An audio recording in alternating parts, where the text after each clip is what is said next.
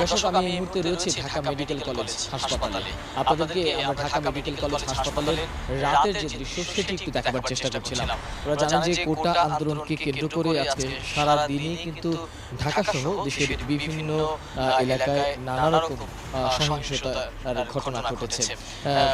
কোটা আন্দোলনের সমন্বয়করা গতকালকে অসহযোগ আন্দোলনের ডাক দিয়েছিলেন। তারই ধারাবাহিকতায় আজকে কিন্তু অসহযোগ আন্দোলনের প্রথম দিন ছিল। সেই প্রথম দিনে রাজধানী ঢাকার বিভিন্ন এলাকায় পুলিশের সাথে আন্দোলনকারীদের ব্যাপক সংঘর্ষের ঘটনা ঘটেছে এবং ঢাকার বাইরেও বিভিন্ন জায়গায় আসলে সংঘর্ষের ঘটনা ঘটেছে। এবং এখন পর্যন্ত আমরা বিভিন্ন গণমাধ্যমের খবরে যেটি জেনেছি যে এখন পর্যন্ত প্রায় ৭৭ জনের বেশি নিহত হওয়ার খবর আমরা বিভিন্ন